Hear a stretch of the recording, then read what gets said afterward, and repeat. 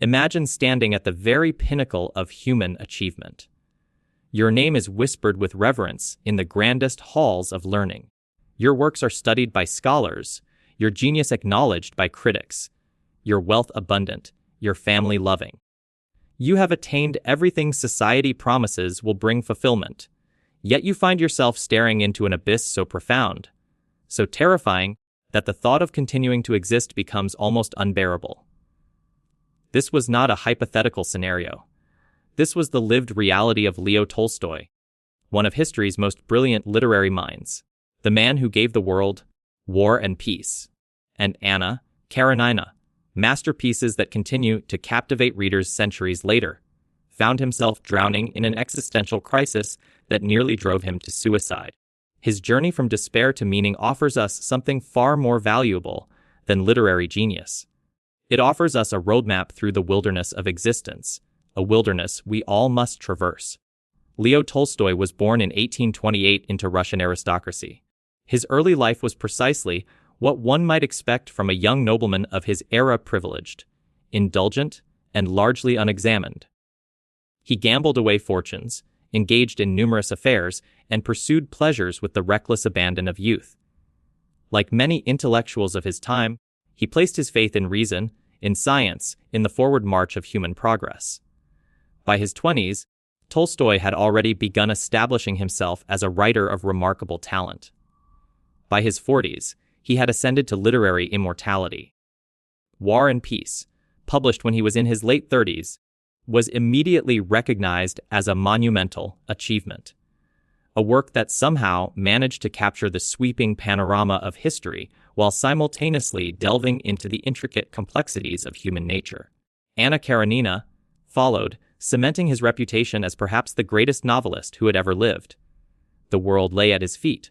Fame, respect, wealth, a loving family. Tolstoy possessed it all. Yet something was profoundly wrong.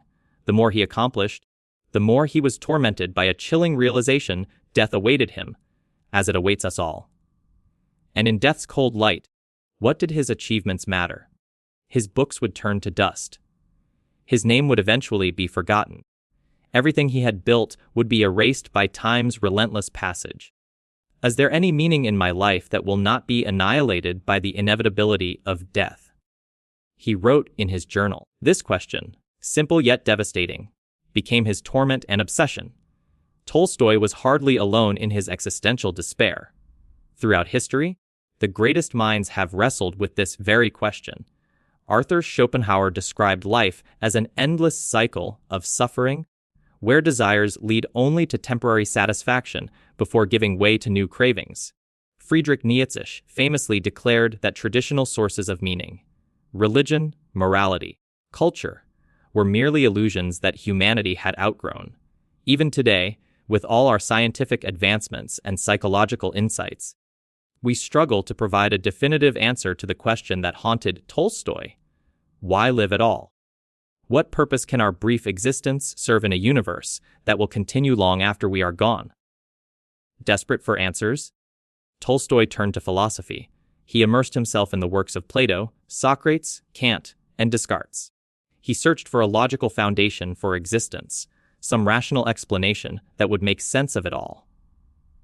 But instead of clarity, he found only contradictions. Each philosophical system offered its own interpretation of reality, yet none could provide an objective, universal meaning to life. Science provided no solace either. It could explain the mechanics of the universe: how stars burned, how species evolved, how matter behaved, but it remained stubbornly silent on the question of why anything existed in the first place.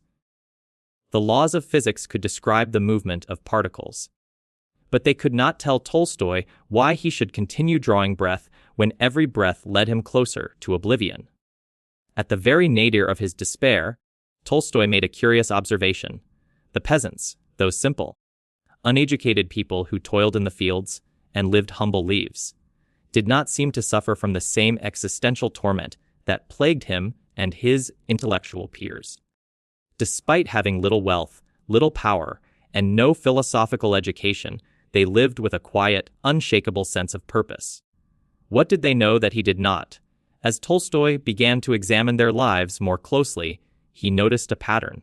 Their sense of meaning did not come from logic, from science, or even from personal ambition. It came from faith. Not blind, unquestioning faith in dogma, but an intrinsic belief that life was connected to something greater than the self. They did not question the meaning of life every day because, for them, it was self-evident life had meaning, because it was part of something larger, something sacred. This discovery shook Tolstoy to his core. All his life, he had placed his trust in reason, in intellect, in the power of the analytical mind. Yet reason had led him only to despair, to the edge of self-destruction. The peasants, on the other hand, who had no formal education in philosophy or science, possessed the very thing he had spent decades searching for: inner peace. This realization marked the turning point in Tolstoy's journey. He began to explore religion, not as a set of rituals or institutions, but as a source of deeper truth. He studied Christianity, Buddhism, Hinduism, and Islam, trying to uncover the common thread that connected all faiths. What he found was not dogma, not theology, but a universal truth that had been echoed by sages and prophets for millennia. Tolstoy's crisis reached its breaking point when he found himself unable to continue with life as it was. He wrote in his diary that he had lost the ability to live, that every action seemed meaningless, that even the love of his family and the beauty of the world around him could not silence the gnawing question within him. Why does anything matter if death will erase it all? He considered all the possible answers that society offered. He saw that people dealt with the absurdity of life in different ways. Some, like the ignorant masses, simply refused to think about it. Others, like the hedonists, drowned their despair in pleasure, distracting themselves with wealth, love, or entertainment. Then there were those who, like the philosophers, tried to reason their way through life, building complex systems of thought to justify existence. And finally, there were those who, recognizing the meaninglessness of everything, simply ended their lives. Tolstoy saw himself in this last group. He admitted that if he had not been afraid of death, he would have already taken his own life. But there was something inside him that held him back, something deeper than logic, something that whispered that there was still an answer waiting to be found. His search led him to an unexpected realization, one that shook the very foundation of his beliefs. He had spent his entire life looking for meaning in external achievements, in intellectual mastery, in the validation of others. But what if meaning was never meant to be found in the world outside? What if it was something internal? Something deeply personal, something that could not be measured or explained by logic alone. For the first time, Tolstoy began to consider the idea that perhaps reason was not the ultimate tool for understanding life.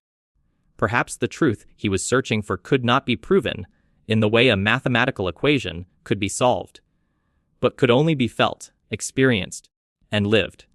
This realization led him back to the wisdom of the peasants, the simple people who lived without questioning the meaning of life, yet possessed a quiet certainty about their place in the world.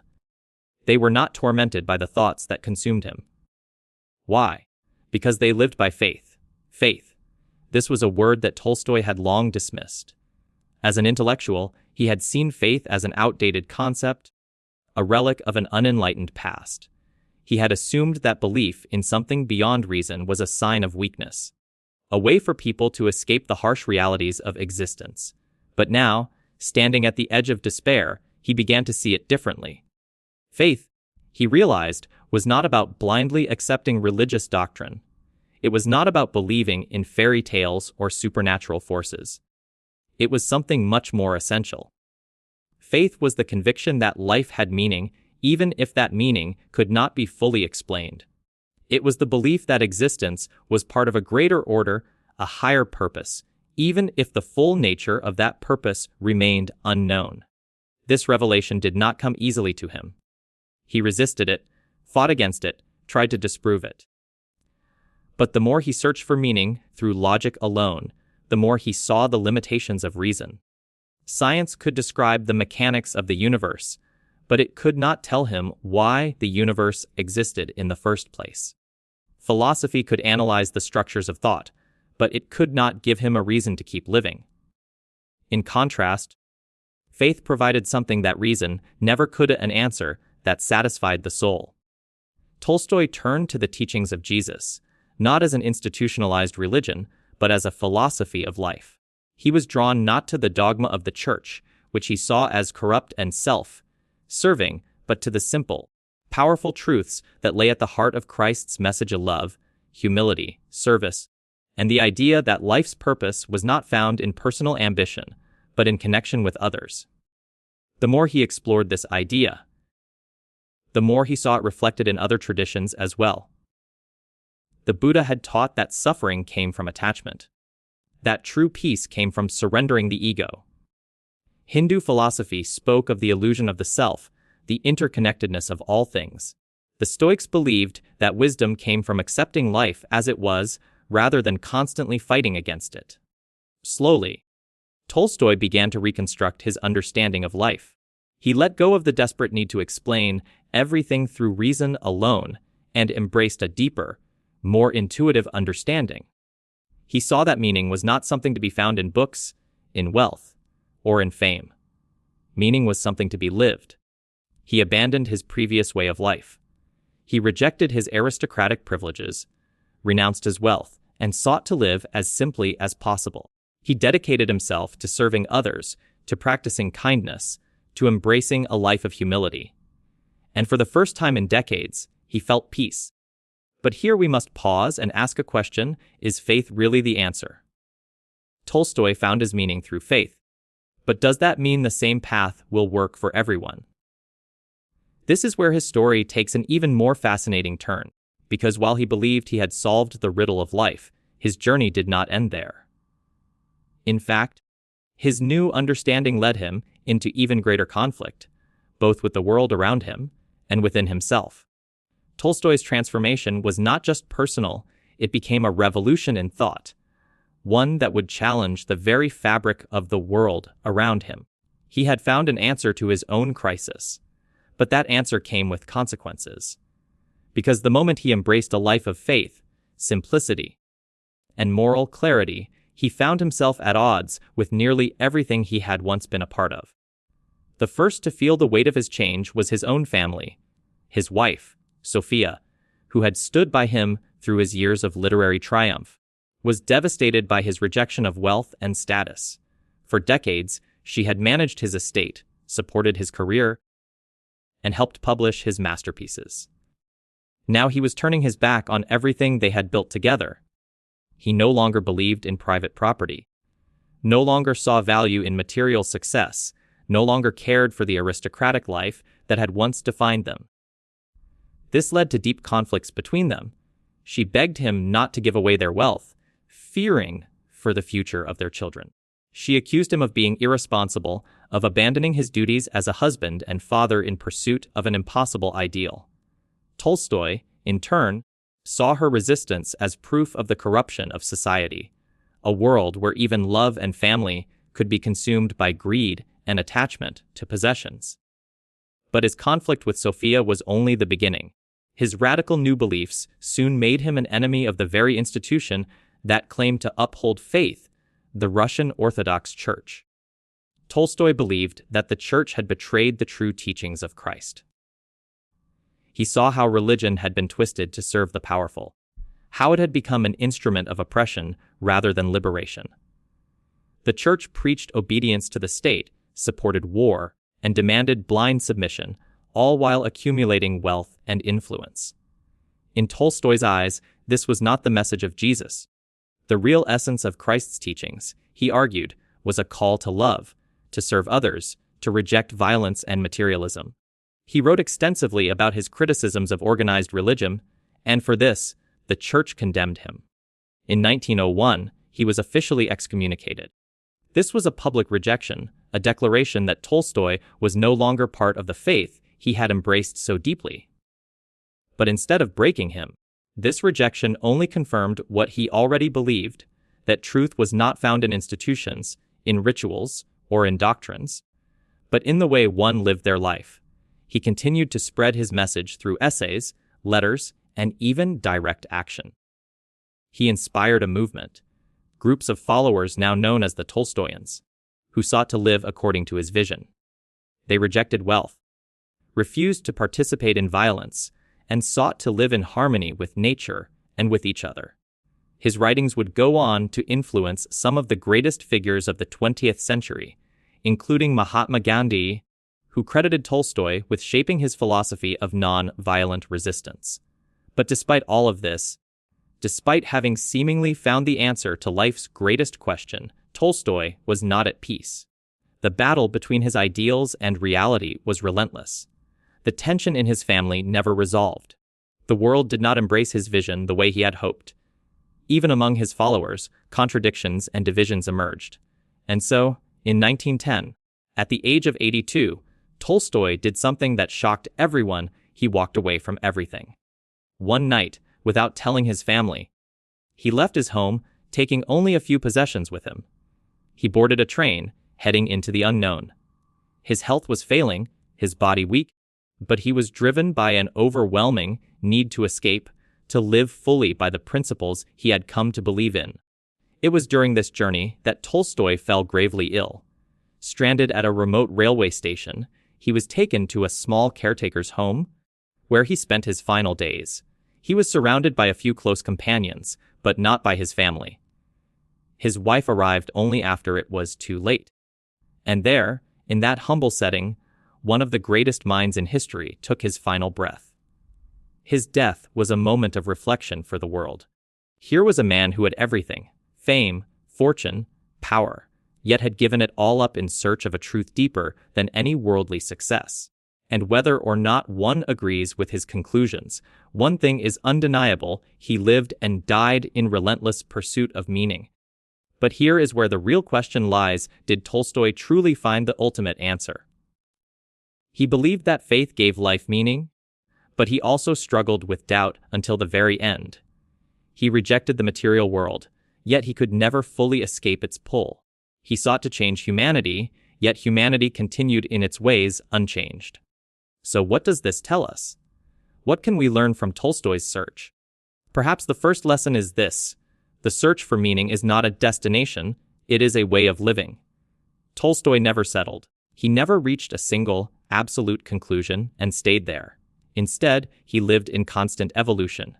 He changed, he questioned, he doubted, and he redefined his beliefs over and over again. He moved from literature to philosophy, from aristocracy to asceticism, from skepticism to faith.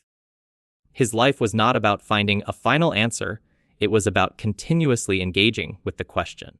This challenges us to rethink how we approach meaning in our own lives. Many of us long for certainty, for a single truth that will resolve all doubts and give us peace. But Tolstoy's life suggests that meaning is not something we arrive at. It is something we live through. It is a process, an unfolding experience, a continual exploration. The second lesson is even more challenging. Meaning is something we create, not something we find. Tolstoy began his journey looking for an external answer, something that would explain life from the outside. He sought meaning in literature, in reason, in philosophy. But in the end, what gave him a reason to live was not a universal truth handed down from above. It was a choice, a commitment, a decision to believe that life mattered, even if he could not prove it with logic alone. This is one of the most difficult, yet liberating realizations. We can have meaning is not something waiting to be discovered. It is something we bring into existence through the way we live. This means that each of us has the power to shape our own sense of purpose. We do not need to wait for the perfect answer to appear. We do not need to have everything figured out before we begin living fully. Instead, we can choose to find meaning in love, in creativity, in service, in connection. We can build our own purpose, just as Tolstoy built his. But perhaps the most important lesson is this: even the greatest minds struggle with meaning, and that is okay. Tolstoy was one of the most brilliant thinkers of all time, yet he wrestled with doubt until his final days. He was never entirely free from questions, never completely at peace. And yet, his life was not a failure. It was a testament to the courage it takes to ask the deepest questions, even when answers remain elusive. So if you have ever felt lost, if you have ever wondered what the point of it all is, if you have ever struggled with the fear that life may not have a clear meaning, know that you are not alone. You are in the company of one of the greatest minds who ever lived. But the difference between despair and purpose is not the absence of questions. It is what we do with them. Tolstoy chose to live his questions, to embrace them, to let them shape him rather than paralyze him. And this is what we can do as well. In a world that often demands certainty, that pressures us to have everything figured out. Perhaps the greatest wisdom lies in embracing the questions themselves. Perhaps meaning is not found in having all the answers, but in the courage to live openly with the questions that have no easy answers. Tolstoy's life teaches us that the search for meaning is not separate from life itself. It is life, lived deeply and honestly. And in that lived experience, in the choices we make, in the connections we form, in the values we uphold, we create meaning day by day, moment by moment. The question that haunted Tolstoy haunts us all: what is the meaning of life? But perhaps the answer is not something to be found once and for all. Perhaps the answer lives in the asking of the question itself, in the willingness to engage with existence in all its mystery and contradiction. In the end, the meaning of life is not something that will be handed to you. It is something you must claim for yourself, something you must live into being. And maybe, just maybe, that is the most powerful answer of all.